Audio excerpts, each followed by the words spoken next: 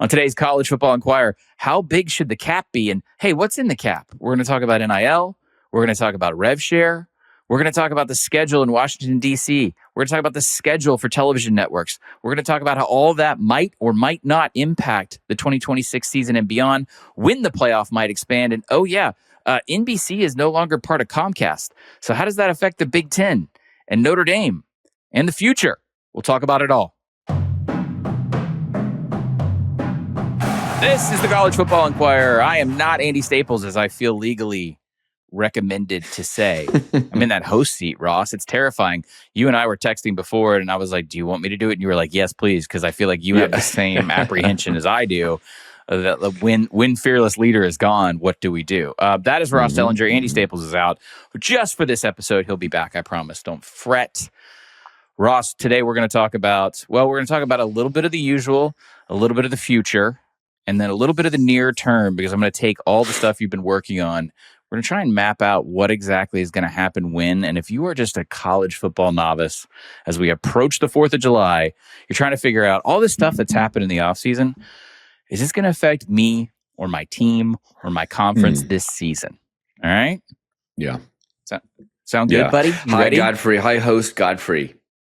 Yeah, it's terrifying. I've done this. I've done this once before, but both of you were gone. So this is a lot of substitute teacher energy. I may just tell cool story. Do you remember the episode of Saved by the Bell where the cool building is the sub? Yes. Yes. Rod building. We're going to do a lot of rod building energy today for sure. Okay. No problem. Ross, right. I am immediately going to pitch it back to you because in your latest On 3 column, there is a, let's call it a healthy discussion, wink, wink, of limits on Rev. And I'll go ahead and set the table. Shockingly, the people with the most money are saying, hey, why don't we bump this cap? Although I don't know if they're supposed to say cap. Why don't we bump this cap higher? And other individuals are saying, hey, why don't we bump this cap a little bit lower? Walk me through why the debate is happening specifically, and then what the logical outcome is going to be in the short term. Today's going to be all about the short term. Yeah. So the cap now, obviously, as we know, the cap starting next year, as we know, is $21.3 million. And we know that the market right now in the power conferences, like if you averaged what every power conference school is spending on their athletes, I think it would be well above 21. Probably it probably would be more closer to 41 than 21. I'm going to guess if you do it all their athletes. So that's an issue, and the thought is, well, let's just raise the cap and put in some other stuff like a luxury tax. Try to make it a harder cap. All this money that schools are using to funnel through multimedia rights partners and corporate sponsors that are going to rosters. Let's lump all that into the cap. Let's raise the cap. That's the goal, right? That's the goal, to get to a harder cap. And so the talk is, what should that harder cap be? And I think they're going back and forth on that right now, and they being the conference commissioners, because, oh, by the way, this really needs to be a unanimous decision among all the conferences and all the defendants of the House settlement, which there were 6. Oh, boy. The NCAA, the Big Ten, Big 12, ACC, SEC, and then the Pac-12, actually, was all defendants in the House settlement. Oftentimes, Godfrey, people ask, what the heck is the Pac-12 doing as one of the power conferences in the House settlement? When the House settlement was filed, which I think was 2020 or 2021, the Pac-12 was a power conference. So before the collapse of it all. So that's the reason. So they all have to agree, right, to raise the cap, and they can present the new cap and all these new rules to the House plaintiff attorneys, who we've talked about in the show quite a bit, Jeffrey Kessler and Steve Berman. If they approve it, then they move it on to the magistrate judge who oversees the settlement. And if they approve it, then we have new rules and we have a new cap. The problem is right now, everybody can't agree on the cap because, oh, Godfrey, as you know, the Big Ten and SEC are spending upwards of 50, 60, 70 million on their athletes. Yeah. And the ACC and Big 12 are not close to that. Let me back up for a second, because I think the consensus number that fans and media that isn't as close to this as you are talked about was 2 years ago, Ohio State won a national championship. And 2 years ago, the talk around college football was that price tag for an Ohio State championship, just the roster, not paying Ryan Day or anything else that they invest in Ohio State football, was about $20 million. That was what was kicked around, right? Will Howard, that team, goes on, wins the first 12-team bracket. Certainly, we're all suffering from inflation here in America, but damn, Ross, if that number is correct, more or less than $20 million, that was exiting that season before Indiana won last year. There was a lot of talk about, oh, hey, the buy-in for a national championship contender is about $20 million. Now we're talking about three times that for a lot of national title contenders. So I want to start there. So the rate of inflation on paying for the roster has shot up out of nowhere. So let's start. Is that accurate for more or less? Yeah, and let's keep in mind too when I say like 50, 60, 70 million, I am lumping in men's basketball too, right? I'm doing all the athletes, because the cap is not just football, right? It's everything. Right. But I think you're right. I think still it's double. It's probably more than doubled at the top, right?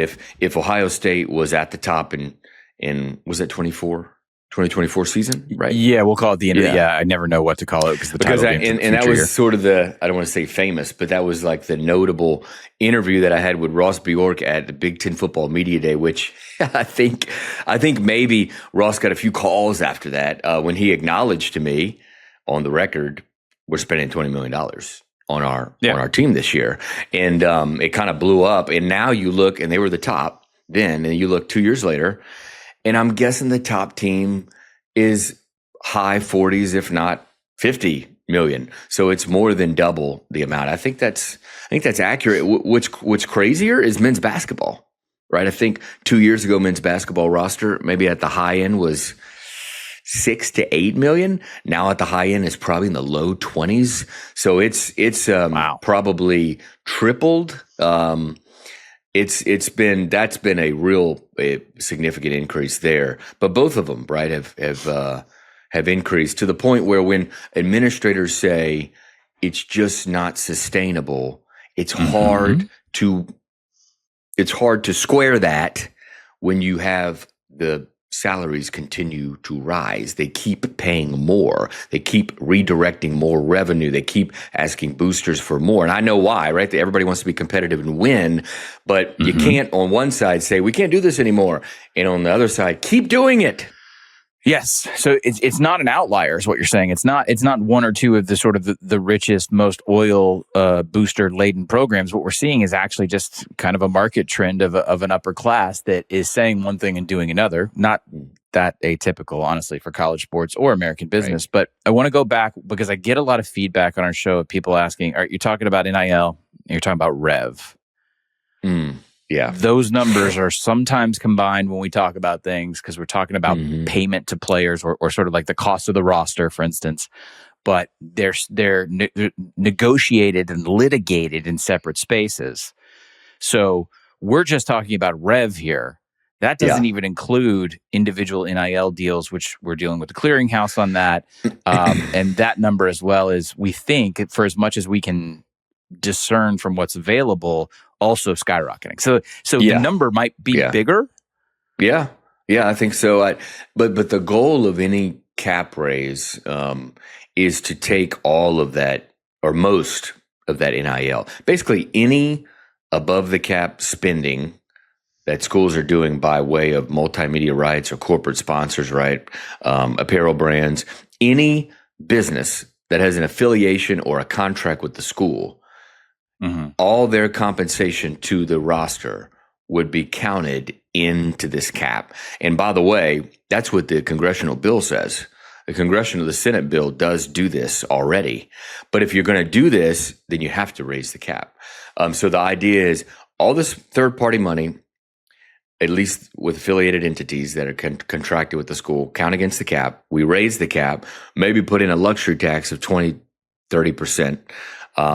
And then you have more of a harder cap, but always, Godfrey, as a smirk emerges from your face, always there's a workaround, and somebody finds a workaround. And the workaround of this is pretty obvious. You then go out and you start mining businesses and brands that don't have any connection with the school. That's sort of the obvious workaround, is you do it that way. So I think the way to explain this in layman's terms in the summer of our Lord 2026, before anything else changes fundamentally, is there will be a cap, and that cap will constitute the Rev-Share from the schools and the NIL from affiliated parties. Okay, is that fair to say? I think that's very accurate. Yep. The bagman methodology, if you will, moving forward, is not the $100 handshake or the duffel bag of cash. It is to take the unaffiliated business. So it's kind of funny because you and I both, from where we come in the country and sort of the heart of college football fanaticism, if you're a local business or a regional business, the first thing you want to do is position yourself as an ally of, or the official blank of, said big university, right? Like, I know every time I go to Baton Rouge, it's always the such and such of, the official blank of LSU football, right? They've got everything, the official toilet brush, the official cigarette, all that kind of stuff. Like, and the reason why is that's good marketing. It's good for your business. But now, to help under the table, you need to have no paper trail back to the university that you're actually benefiting, because, let me see if I get this right. I feel like I'm taking an oral exam here. The reason why is that where litigation stands is that the NCAA and the clearinghouse can't stop someone from taking an endorsement deal in the purest sort of sense of name, image, and likeness from an unaffiliated party of the university, because then that is that's the conceit. That's the core of name, to profit off of one's name, image, and likeness. So the example I was using, I was trying to explain all this. So it's about to be 4th of July weekend. We're all about to interact with relatives and maybe people from a different generation, boomers, who don't quite understand what's going on. And so I'm trying my best, like hand puppets and a chalkboard. You can have the local business give you NIL. You can get the Rev-Share as an athlete. That's going to count against the cap. But if some random trucking company comes along and says, we want to do an endorsement with you, commercials with you, but we just want to do it because of your status as an athlete, that doesn't count against the cap, and it can't be stopped. Is that correct? That's right. Right. That's the and that would be the sort of the way that you could exceed the cap. Maybe the only way you could exceed the cap. We all know another way, which is the old school bag man. We also have that could reemerge, as it's already has to a degree, but it could really reemerge if you have a harder cap. You know what's funny about the old school way? And I'll give all the I affectionately call them all the dirt doers. And kind of the secret economy of the sport for decades and decades. Yeah. Andy was right the last time we talked about this. They're not dead. A lot of them have died off, and a lot of them have gone legit. It kind of, it's like a regime change in a country, going from like capitalism to communism or vice versa, whatever. Well, they have businesses, right? They're doing like quote legitimate deals. But if all those deals are counted against the cap, well, Right. What I'm getting at is actually the oldest methodology of, hey, here is cash that we have pooled together at some guy. We all met at some guy's house, or there's a booster event in our region, and like all the stuff I wrote about years and years and years ago. Most of those guys that I kept in touch with, Ross, I'm gonna be honest. One, they're priced out, because if you hand a kid $5,000 in cash that's making legitimate Rev-Share and NIL and has got multiple deals, what is $5,000 in cash? It's a complete. It has no. It's lost all its control. $5,000 in cash now to your average 3 or 4 star player in the SEC is not going to really influence them to do much of anything at all. The second part is these guys can't meet the market with black market payments, because it just they have to account for the cash. It's funny. Yeah. When NIL showed up, a lot of the illegal compensation culture the NCAA tried to stamp out, by raising the value of the individual athlete, the bagman couldn't keep up, and now you're having guys who are like, "Hey, I own the used car dealership, or I'm this kind of guy locally, regionally. I could chip off $1,000 in cash, chip in with somebody. We're going to pay off this local linebacker to go to your school." No, but you can't do that at the magnitude of I'm going to give a kid $100,000 off the books. You can't do that. They can't afford. They literally can't afford it. They've been priced out of the game. So, if anything, maybe maybe this rising tide of compensation has actually stamped out the one thing that the NCAA has always been the most afraid of, which is some kid getting a couple $100. Yep. So to put a bow on this conversation, people are probably wondering, okay, so what's going to happen? Yeah. What's going to be the cap? Where are we at? Right. And I think there's going to be more conversations in the next 3 to 5 weeks among the commissioners and Brian Seeley, the CSC CEO, and the NCAA as well, on trying to arrive at an actual cap. And I think just hearing from the Big 12 and ACC administrators, they would probably prefer a cap, in the $30 to $40 million range. And I think those in the SEC and Big 10 would probably prefer a cap in the $50 to $60 million range. So if you meet in the middle, a big difference. That is a big difference. If you meet in the middle, I'm guessing that's a $45-ish million cap. And if you're going to put a luxury tax on overspenders on that, those overspenders, most of them in the Big Ten and SEC, although you do have Miami and Texas Tech and BYU too, and Clemson and Florida State, but those overspenders are going to want that cap to be up so they don't have to get taxed as much. So I'm guessing the cap is going to end up in the 40 to 50 range, but who knows? Maybe they don't agree at all, and the Big Ten and SEC by themselves go to Jeffrey Kessler and say, we want a $60 million cap, and here's our plan, and we want it approved. We were going to give more money to players. You can't possibly reject this. Maybe that happens. Maybe that happens. Maybe a lot of things happen, and when we come back, I want to talk about the maybes and put Ross on a calendar. Put Ross on a schedule, basically, because of all of the different things that are going on right now underneath the sort of foundation of college football. Let's do a little fan service, a little user service, and try and map out a calendar of when things are going to happen, when they're going to affect the sport you love. We're not going to answer why. You already know why. This is the College Football Enquirer. My name is It's not Andy Staples. I'm sorry. I almost said Andy Staples because, Ross, think about how many times you've heard the show intro with Andy Staples. That's Ross Dellenger. Ross, in the first segment, we were talking extensively about a calendar for determining a new cap. And one of the things I asked you before the show is, I said, hey, what I want to do is I want to do a quick sit rep. We'll do some military terminology. Situation report, okay? I hope that's what sit rep stands for. And I want to take all the things that you have covered this summer, because what I see in the feedback of our show is people saying, is this going to do something to the team this fall or next season? And so roughly what I want to do is apply. There's also the unofficial college football holiday, which is the 4th of July. I don't know if you're familiar with this concept, but think back when you were more of like a beat writer at LSU. You have, and LSU is a good example. You got college baseball season, right? You've got the summer camps that the football coaches are putting on. And then you got this dead period, which is kind of like right now as we record this, it's June 30th. And things are going to be dead until about a day or two after the 4th of July. And then we are going to ramp into talking season, right? Which secretly not a lot happens during talking season, but it feels like it does because every media day is stacked on and they've become major events. And when we get done with talking season, Ross, we're in camps, and all of a sudden, bam, we're off and running, chasing all the trains until February. But this season has been a little bit different, this offseason, because of the wanton amount of off-field nonsense going up. I guess we, as a twice-weekly podcast, should probably thank Brendan Sorsby.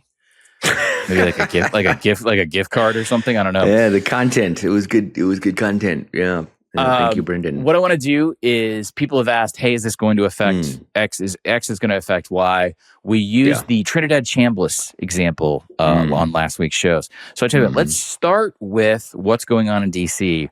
What does the timeline structure look like for a vote, and what would be the soonest impact felt for a college football fan in terms of something from that bill, if it were to pass, actually affecting the game? How fast would that happen? Well, the goal of Ted Cruz, who's kind of leading the charge here with the bill, the goal for him is to get the bill to the Senate floor in July before the Senate goes on recess. They have an August recess where they're out all of August and the first week of September.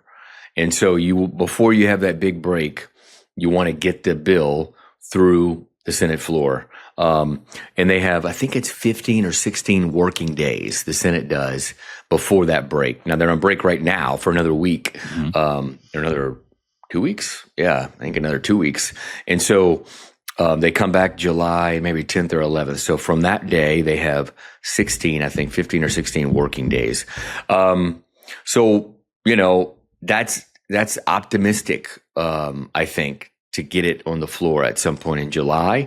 But there's a lot of support, it seems, or there's a lot of belief in the Senate that the bill does have enough votes to get through the Senate. So that's the idea, Godfrey. So if they do that, right, and by the end of July, the bill gets passed through the Senate, then you have a month break where there's going to be lots of politicking going on over that month of recess. And then the House comes back the second week of September, first week of September, somewhere around there, right into the football season.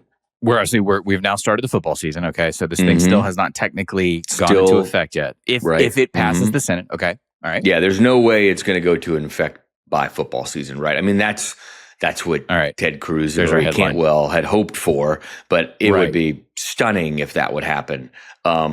So House comes back, the goal, I'm sure, would be as quickly as possible for the Senate folks to get it through the House. However, that's where the issues lie. That's where the big hurdles lie, is this bill getting through the House.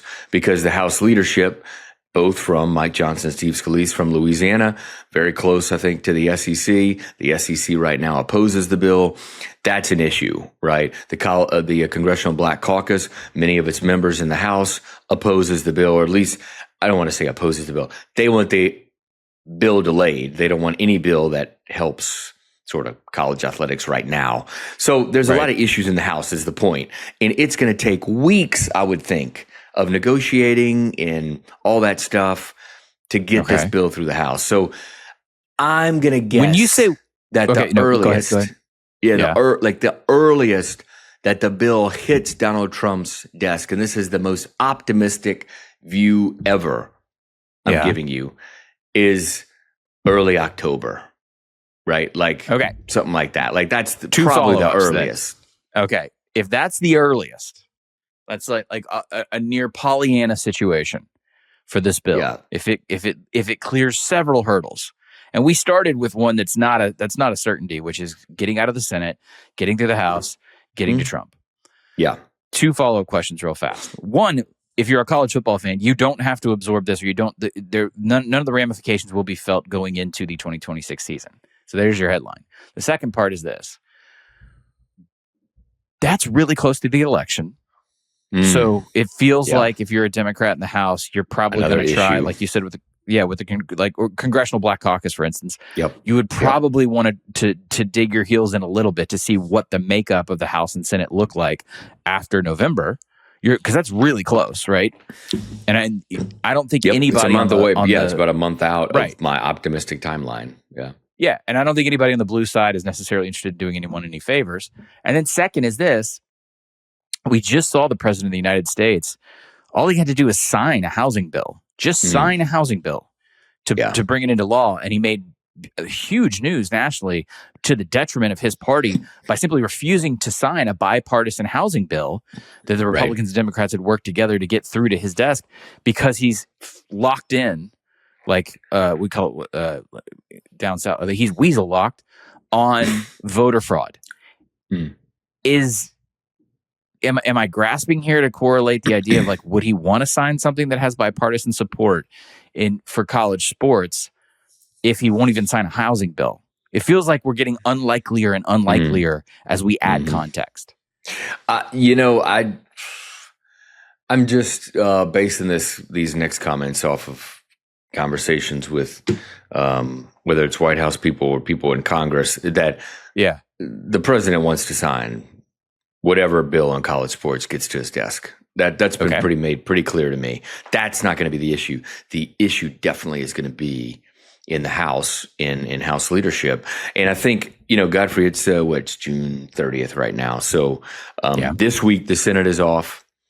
Next week the Senate is off. Now they're working still. And this week, maybe a big week in next week, trying to get some changes in the bill some amendments, 2 or 3 amendments that help get the SEC and Big Ten on board. Because I think the thought is, if you don't have them on board, you still could get the bill through the Senate, but it's going to be difficult to get them in through the house, get it through the House without the SEC and Big Ten on board. And I'll give you a number. It's 318, which is the number of congressmen and women from SEC or Big Ten footprints. 318. There's only 435 in the House. So you can imagine they have a bigger sort of influence on the House. And so if they remain opposed to it, that's going to be a problem. And that's why I said that optimistic timeline is by the end of September, early October, because once it gets to the House, there's going to be 2, 3, 4 weeks of like noshing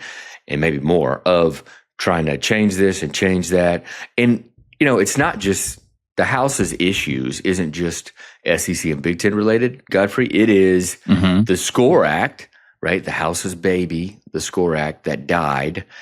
Right. They're pissed about that. Plain and simple. Yeah. They're pissed. House leadership's pissed that the SCORE Act died. House leadership's pissed that the SCORE Act didn't receive any vocal, hardly support from the Senate side. And there's this rivalry between the House and the Senate. And I'm just learning about a lot of this stuff. And the House it's kind of always viewed like, well, if the Senate passes something, especially if it passes by 2/3 majority, which this could maybe, 65 or so, if the House passes something, the sort of like sort of the thing you hear a lot is, well, it's just going to fly right through, or the Senate passes something. Sorry. If the Senate passes something by 2/3, you often hear the House is just going to go right through the House, right?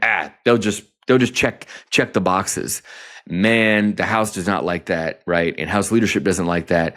And I think they're going to take this issue and they're going to slow play this issue, especially if the SEC and Big Ten remain on board or not on board. So opposed. It's going to be a real issue. Yeah, it's going to be a real issue. Right. And think about it. All this is going to be playing out in September and October, not just leading up to the midterm elections, which, as you mentioned, could flip the House. So why are Democrats going to get on board with a bill they might not like if they're about to take over the House and take control of this issue? Yeah, they wouldn't. Correct. They wouldn't have to do anything if they held. But not only you have that, but you have you're playing football, right? So it's just kind of like football sort of, I don't know how to describe it, but at least in the college athletics world, and you know this, Godfrey, when football begins like September, October, November, and December, not a whole lot of other stuff happens. Like everybody's so focused on football, it warrants so much energy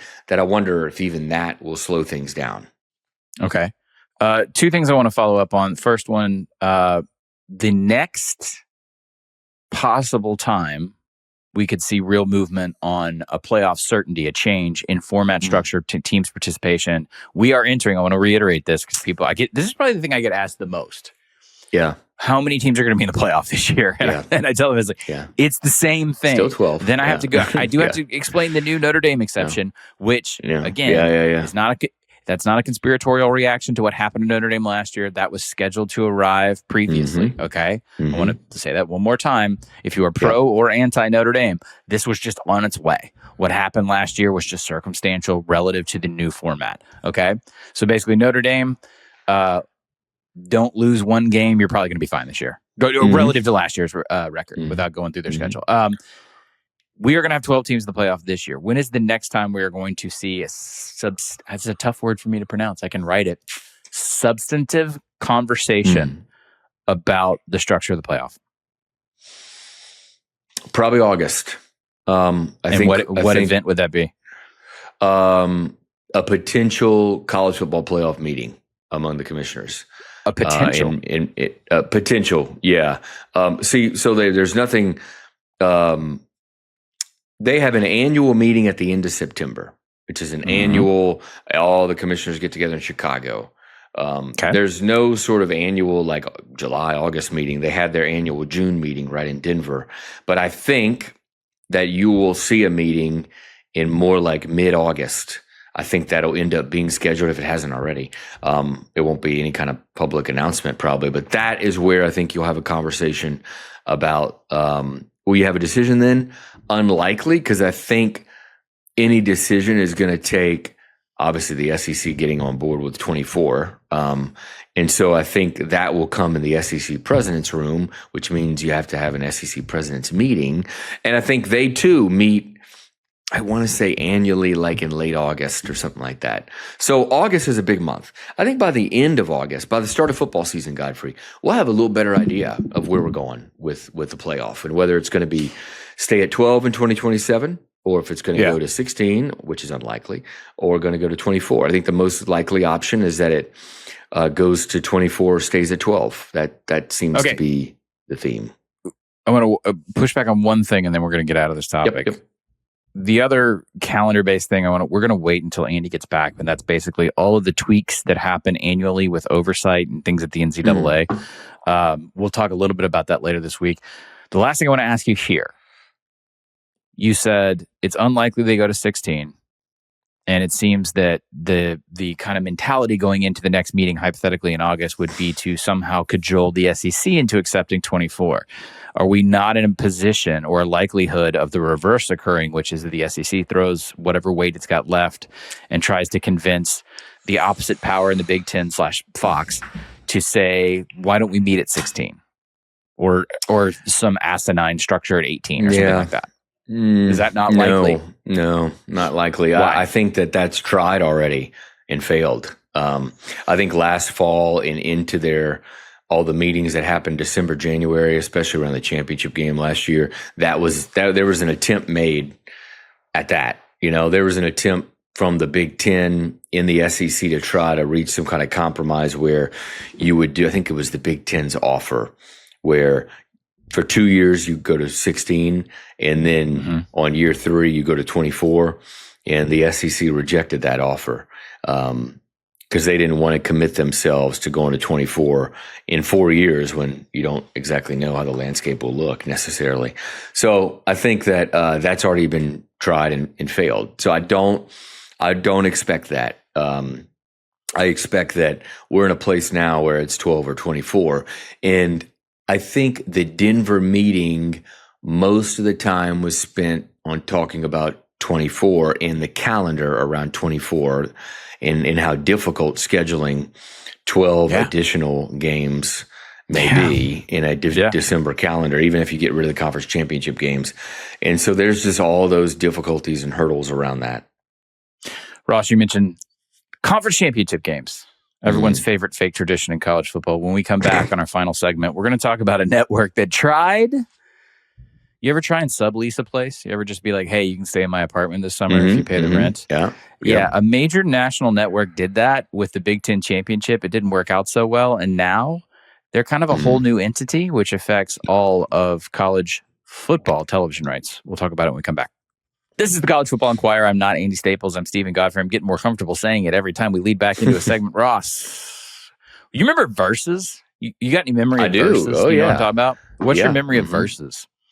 Well, you're talking about Versus like during COVID? Like the Versus oh, shoot. No, dude. Versus the television sports network. You got anything on Versus? VS? Oh, man. No, not really. Well, you know what I was thinking of? Do you remember during COVID and everybody did concerts and stuff digitally? Yeah. Wasn't it called Versus, or am I remembering that wrong? I don't know. Man. Anyway, tell me about Versus. If you go on, there's still one of the best, if there is such a thing, television network hype videos for Versus back in 2009, where they take the famous Explosions in the Sky song and they use McNulty's boss from The Wire, the real gruff-voiced guy. I can't remember the actor's name. I apologize.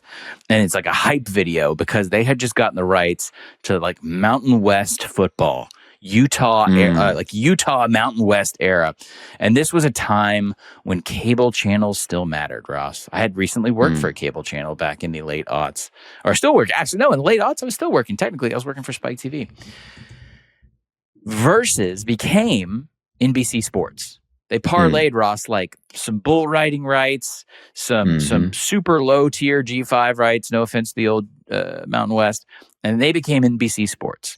And then in 2011, Ross, NBC was sort of sucked up into the greater Borg of Comcast. All right. I don't know where you were in 2011, but essentially Comcast pushed through after about 2 years. That's how long these things used to take. 2 years. It's amazing to look at the Paramount Skydance acquisition of Warner and how fast it's moving in the Trump era versus the old days. It took about 2 years for Comcast to fully absorb NBC Universal. Okay. And at the time, this was thought to be, a lot of things. You were basically pairing this giant legacy brand of content with a internet provider and television provider. Back in cable was a big deal. Now it's 2026. Cable's not that big a deal. But the reason why we should talk about this is that Comcast is basically divesting. It's getting smaller and smaller. It's breaking off this giant network that we've known for the better part of the last decade and a half. And this affects college sports in a big way because, as Andy likes to talk about on this program, any rights holder who has college football content and NFL content is prioritizing the NFL as we move into the next phase of rights negotiations. So yesterday morning as we record this, so it was the morning of the 29th, it was announced that Comcast was basically going to spin off. That's the nice way of saying dump. Okay, if you dump someone, if you're out there and you're single and you want to dump someone, just say you're spinning them off. You're giving them independence to go check out the market, okay? They are spinning off NBC Universal. And I'm going to get to specifically what all this means because they already did this once earlier this year, and they created a company. They spun off their cable networks into something called Versant. Now, Ross, I know you're a big fan of Bravo. You love the Bravo, right? Don't lie. I got you. Don't lie. Okay. I went to BravoCon. I know you did. In November with the wife. Right? It was my wife's birthday present. Yes, BravoCon. Yeah. It was quite an experience. I'll just leave it at that. You are a consumer of Bravo content. That's right. So that's right. Yes. Earlier this year, so they spun off legacy cable outlets, USA, Sci-Fi, Oxygen, MS Now, which used to be MSNBC, CNBC, and the Golf Channel. The Golf Channel is now part of this company, Versant. Now, here's where it's interesting for college football. The spinoff that they just did is going to be an independent company called NBC Universal. So that's the Universal Pictures Film Studio, anything that you've ever seen with the Universal logo across of it. NBC, the network, which holds a huge portfolio of sports rights I'm about to read, all of Telemundo, NBC News, the Peacock streaming app, which college football fans love to hate because once a year they have to do the temp trial for Peacock to watch that like one Saturday night game or that one NFL wildcard game. And then Bravo. They kept Bravo away from the poorer cable networks because there are so many fans like Ross of Bravo content, okay? And then also their theme park division. So if you've ever gone to like Universal Studios in Orlando or LA.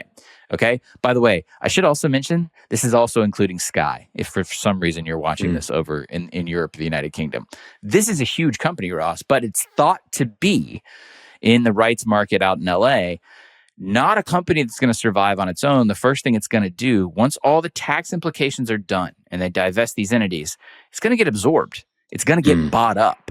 All right. So instantly, moments after this news was revealed, people are talking about, well, who's going to buy this NBC Universal company now? It's not going to survive on its own. The reason why it's not going to survive on its own, logic holds, is that they have big, weighty contracts with sports. And the stockholders and the executives at Comcast were tired of their bottom line being affected by massive television sports contracts. Okay? So what does this mean? It means that someone, maybe Netflix, which was the first entity, I shouldn't say human being, the first entity everyone thought about, would Netflix buy this? Would Apple be interested in this? Could you see an even larger merger with something like Paramount Skydance? All right, so how does this affect college football at all? Right now, NBC Universal still holds rights to Sunday Night Football in the NFL and an NFL package that costs them something in the neighborhood of like $1 billion, $1 billion with a B. What we know is that the price of the NFL is going up considerably. Have you ever heard of this phrase, Ross? The change of control provision. Do you know what I'm talking about? The NFL, and you might know this honestly as a college football reporter in the coming years. I'd be curious to see if this gets down to college.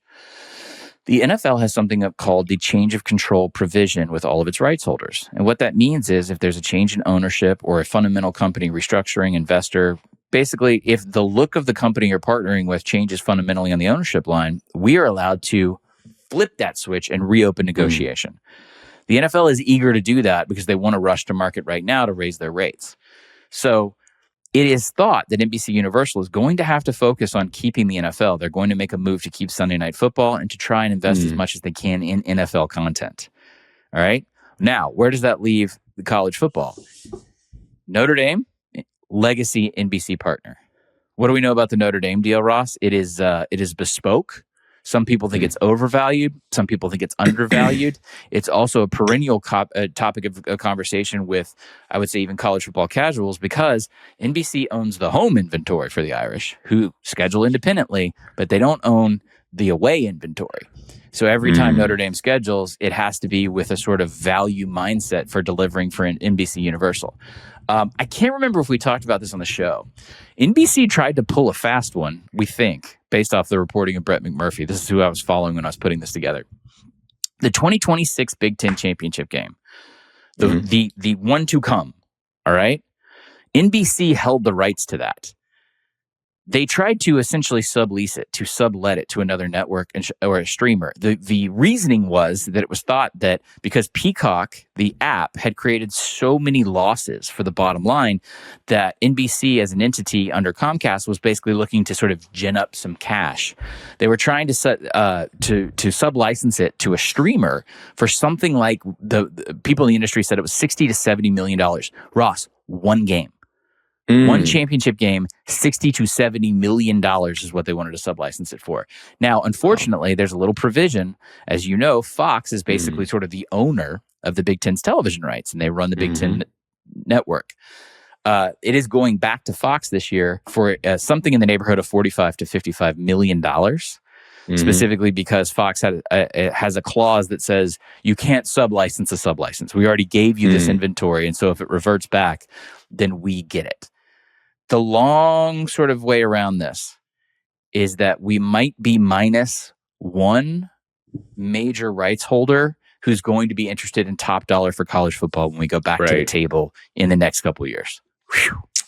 And that could be a problem, right? I mean, we're talking about, think about all the things that come open between 2029 and 2032. College football playoff contract ends, NCAA basketball tournament ends, Big 12 media deal ends, Big 10 media deal ends. A lot of people going to be going in the market. SEC has like a look in around that same time too. I mean, there's a lot going on, and not even mentioning what's going on now with the college football playoff, as we just discussed, which was a good segue to this segment, is they're trying to get more money for a 2014 playoff, and they need to in order to get rid of the conference championship game. So they need that money, and they probably need around at least $250 million from the additional 12 games to get rid of their championship game and recoup the money from conference championship games. So this could impact a lot of that and be an issue for college executives. What's interesting is that there's always been this logic for the last 15, 20 odd years in college sports that television rights was a sort of faucet, and if you worked hard enough and you turned it, it was just going to continue to just blast cash into college sports. But what we're seeing across the entertainment industry, and I've said this on the show before, and we've seen it for 4 or 5 years, Ross, just to go back to the joke, people don't want to sign up for Peacock. People already have 4 or 5 app subscriptions that they're signed up for. We're going to see some retraction in this market in the next couple of years. The other interesting thing about how everything else is connected. So I don't know how much World Cup are you watching right now? How are we doing on that? But just us, periphery, just the U.S. I've watched our 3 matches, but I haven't watched much else. Okay, the World Cup is killing it right now for Fox. Yeah. It's maybe, honestly, regardless of and luckily we're a college football show, so none of the soccer nerds are going to hear this except our producer, Brad. The expansion of the format is actually paying off huge. And for whatever reason, a lot of soccer purists, the whole pool, everything.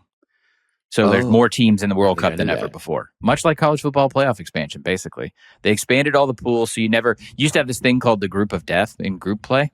You don't really have it anymore because we expanded the powers away from each other, so more teams make the overall. It's honestly the best comp, if you don't watch soccer, is heresy debate around breaking off of the 64-team format in basketball and how people get really, really upset, as they should, about the expansion of the NCAA tournament. Except in soccer right now, we've got a great World Cup. The reason why this affects college football is very simple. This is the last year that Fox holds the rights. And they are going to go to market in FIFA for the U.S. rights for the World Cup.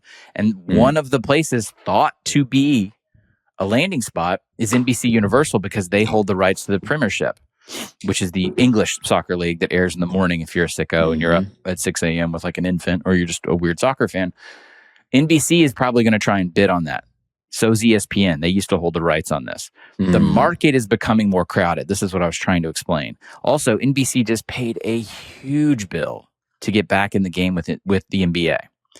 I'm very, very curious if Ross, let's say we have a hypothetical meeting in August, to tie it back to the previous segment, and the SEC says, you know what, guys? We give up. Let's do a 24-team college football playoff. I don't know if this debt-laden, completely insecure entity that is NBC Universal, without merging with someone like Netflix or Amazon, because those are the two likeliest destinations as of June 30th, 2026, can even get in the game and provide inventory space for that college football playoff. Not to mention how this affects the Big Ten, whose deal with NBC ends in 2030, and Notre Dame football. Well, that is a good point. It's not just about the money, right? It's about the windows and the amount of inventory and getting overloaded. I mean, I think ESPN, as you know, Godfrey, they've been clear, at least privately, and we learned about this publicly through ACC Commissioner Jim Phillips, when he just outwardly in a press conference said ESPN is against a 2014 playoff.